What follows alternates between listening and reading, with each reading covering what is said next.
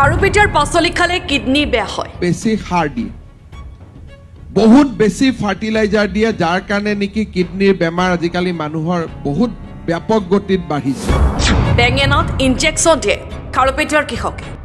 খাৰুপেটিয়াৰ তৰকাৰী যদি অসম গভৰ্ণমেণ্টে অফিচিয়েলি কিনি গুৱাহাটীত বিক্ৰী কৰে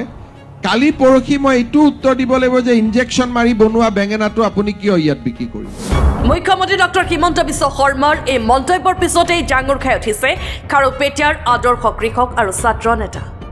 খাৰুপেটিয়াৰ পাচলি খেতি পৰিদৰ্শন কৰিবলৈ মুখ্যমন্ত্ৰী ডক্টৰ হিমন্ত বিশ্ব শৰ্মাক খাৰুপেটিয়ালৈ আঁকিবলৈ আহ্বান কৃষক আমছুৰ মুখ্য উপদেষ্টা আইনুদ্দিন আহমেদে মুখ্যমন্ত্ৰীৰ মন্তব্যৰ বিৰুদ্ধে কয় যে যদি মুখ্যমন্ত্ৰীৰ সাহস আছে অবৈধ কীটনাশক ঔষধ ৰাসায়নিক সাৰৰ বিক্ৰী কৰাৰ ব্যৱসায়ৰ বিৰুদ্ধে ব্যৱস্থা গ্ৰহণ কৰে প্ৰথম কথাটো হৈছে যে মুখ্যমন্ত্ৰী ডাঙৰীয়া নৱবৰ্ষৰ প্ৰথম দিনটোত যি মন্তব্য কৰিছে এই মন্তব্যটো অশোভনীয় মন্তব্য আৰু ফটোআমিৰ বাহিৰে একোৱে নহয় বুলি মই অনুভৱ কৰিছোঁ কাৰণ মুখ্যমন্ত্ৰী ডাঙৰীয়া ইনফৰমেশ্যনটো ভুল মুখ্যমন্ত্ৰী ডাঙৰীয়া আচলতে সদায় হিন্দু মুছলমানৰ ৰাজনীতি কৰি থাকেতো এতিয়া তেওঁ কেতিয়া কি কৈ আছে তেওঁ মানসিকভাৱে বিকাৰগ্ৰস্ত যেন লাগিছে কাৰণ তেওঁৰ দায়িত্বটো কি আছিলে এজন মুখ্যমন্ত্ৰী হিচাপে দায়িত্ব আছিলে যে খেতিয়কসকলৰ উপযুক্ত প্ৰশিক্ষণৰ ব্যৱস্থা কৰা উৎপাদিত সামগ্ৰী বৃদ্ধি কৰা আৰু খেতিয়কসকলে যাতে সম্পূৰ্ণৰূপে জৈৱিক পদ্ধতিত আৰু গোবৰৰ সাৰ ব্যৱহাৰ কৰি আৰু কেঁচু সাৰ ব্যৱহাৰ কৰি এই খেতি বাতিবিলাক কৰা আজি যিসমূহ ফাৰ্টিলাইজাৰৰ দোকান আছে সেই দোকানসমূহত কি বস্তু বিক্ৰী হৈ আছে কি বিক্ৰী হোৱা নাই যদি তাতে কীটনাশক দ্ৰব্য ব্যৱহাৰ হৈ আছে কেমিকেল সেই কেমিকেলটো যে ব্যৱহাৰ বন্ধ এইটোতো মুখ্যমন্ত্ৰী ডাঙৰীয়াই নিজে জানে আজি কেমিকেল ব্যৱহাৰ নকৰা যিসমূহ পেষ্টিচাইড আছে সেইটো ব্যৱহাৰ কৰাত কাৰো আপত্তি নাই কিন্তু যিসকল বায়ো কেমিকেল ব্যৱহাৰ কৰিছে যিসকলৰ প্ৰিন্সিপাল চাৰ্টিফিকেট নাই সেইসমূহ ইণ্ডাষ্ট্ৰী অসমত বহুত আছে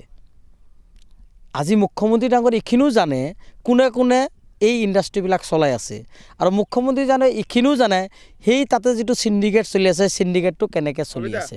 গতিকে এই যে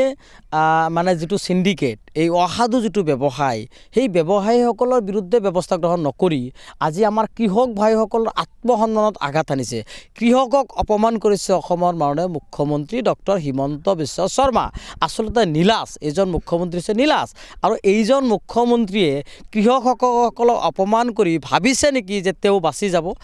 যাব নোৱাৰে এই অঞ্চলৰ কৃষকসকলে সম্পূৰ্ণ জৈৱিক পদ্ধতিত ব্যৱহাৰ কৰা আৰম্ভ কৰিছে তেওঁলোকে গোবৰ সাৰ ব্যৱহাৰ কৰা আৰম্ভ কৰে কেঁচু সাৰ ব্যৱহাৰ কৰা আৰম্ভ কৰিছে আজি আমি য'ত থিয় হৈছোঁ যিটো পথাৰত হবিবৰ ৰহমান বুলি হবিবৰ ৰহমানৰ ঘৰলৈ আহক তেওঁৰ ২০-২৫ বিঘা খেতি বাতি কৰিছে তেওঁ ১০০০ কৃষকক লৈ একত্ৰিতভাৱে এই জৈৱিক পদ্ধতিত ব্যৱহাৰ কৰি আৰু গোবৰ সাৰ ব্যৱহাৰ কৰি খেতি বাতি কৰি আছে অকল এই ১০০০ নহয় এনেকুৱা হাজাৰ হাজাৰ বিঘা আজি জৈৱিক পদ্ধতিত আৰু গোবৰ সাৰ ব্যৱহাৰ কৰা হৈছে আজি গোবৰৰ বজাৰ আছে এটা হাজাৰৰ ওপৰত ৰাতিপুৱা টেলাৰ আহে এই গোবৰটো লৈ আজি আমাৰ কৃষকসকলে সেইবিলাক কিনে তেওঁলোকে কৃষিজাত সামগ্ৰী উৎপাদন কৰি আছে গতিকে মুখ্যমন্ত্ৰী এই টুলুঙা মন্তব্য আমি গৰিহণা দিছোঁ সম্পূৰ্ণ চূড়ান্ত এটা মানে হেৰিৰ বাহিৰে চূড়ান্ত এটা এই শব্দটো মই প্ৰকাশ নকৰি দিয়ক বেয়া লাগিব এইবিলাক অসাংবিধানিক শব্দ গতিকে মোৰ তেনেকুৱা অনুভৱ হৈছে গতিকে অসমৰ মুখ্যমন্ত্ৰী ডাঙৰীয়া এই ধৰণৰ মন্তব্য বন্ধ কৰক দৰঙত এখন এগ্ৰিকালচাৰ ইউনিভাৰ্চিটিৰ প্ৰয়োজন দৰঙত প্ৰতিটো GPOIছত এগ্ৰি ক্লিনিকৰ প্ৰয়োজন দৰঙত আজি কৃষকসকলক প্ৰশিক্ষণ দিব লাগে তাৰ ব্যৱস্থা চৰকাৰে কৰক বিভাগ আছে এজন ব্যৰ্থ কৃষি মন্ত্ৰী অতুল বৰা একদম জীৱনত এই দৰঙৰ খেতিপথাৰত আহি ভৰি দিয়া নাই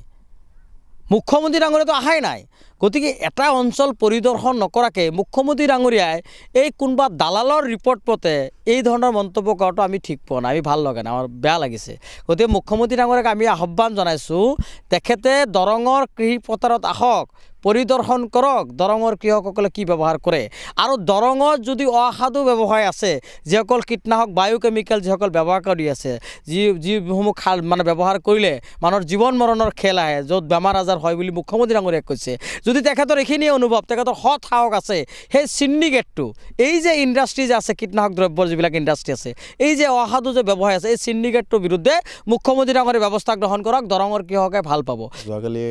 অসমৰ মাননীয় মুখ্যমন্ত্ৰী হিমন্ত বিশ্ব শৰ্মা ডাঙৰীয়া ছাৰে যিটো মন্তব্য দিছে এই মন্তব্যটোত মই এজন কৃষক হিচাপে দুখ পাইছোঁ কাৰণ এনেকুৱা মন্তব্য দিয়াটো তেখেতে এজন দক্ষ অসমৰ মুখ্যমন্ত্ৰী শোভা পোৱা নাই এটা জাতিক যেতিয়া এই মন্তব্যটো দি টাৰ্গেট কৰি কিনে এই মন্তব্যটো দিছে এইটো আমি সঁচাকৈয়ে দুখ পাইছোঁ কাৰণ তেওঁ যিখিনি কথা কৈছে যে এইখিনি অতিৰিক্ত কীটনাশক অতিৰিক্ত সাৰ ব্যৱহাৰ কৰি কিনে উৎপাদন কৰে তেখেতে হয়তো গম নাপায় যে খাৰুপেটীয়া অঞ্চলৰ পৰাই আপোনাৰ বিভিন্ন পাচলি আপোনাৰ দেশ বিদেশত ৰপ্তানি হয় ইয়াৰ পৰাই আপোনাৰ লণ্ডন ডুবাই আজি আদি ৰাষ্ট্ৰলৈ ৰপ্তানি হয় আৰু ইয়াৰ খেতিয়কখিনি এতিয়া যিখিনি বায়ো পেষ্টিচাইড কোৱা যায় আপোনাৰ জৈৱিক পদ্ধতিত যিখিনি খেতি কৰাৰ মানে কৌশল এইখিনি ইতিমধ্যে অৱলম্বন কৰিছে আজি আপোনালোকে মোৰ পথাৰতো দেখা পাইছে যে মোৰ পথাৰত আপোনালোকে কীট পতংগ নিয়ন্ত্ৰণ কৰাৰ কাৰণে যি হালধীয়া আঠাযুক্ত ষ্টিকাৰ এইখিনি ব্যৱহাৰ কৰা হৈছে আৰু আজিকালি জৈৱিক পদ্ধতিত আপোনাৰ বিভিন্ন বস্তু ওলাই গ'ল আগতে এভেইলেবল নাছিলে আৰু চৰকাৰে যিখিনি বিষাক্ত কীটনাশকৰ কথা কৈছে এইখিনি কীটনাশক কিন্তু চৰকাৰে কেতিয়াবাই বন্ধ কৰি থৈ দিছে আৰু সঁচাকৈয়ে যদি এইখিনি বজাৰত বিক্ৰী হৈ আছে এইখিনিৰ কাৰণে দায়িত্ব কিন্তু চৰকাৰৰ কাৰণ চৰকাৰে বন্ধ কৰি থোৱা বস্তু এটা বজাৰত কেনেকৈ বিক্ৰী হৈ আছে তাৰ কাৰণে চৰকাৰে ইয়াৰ কাৰণে তদন্ত কৰিব লাগে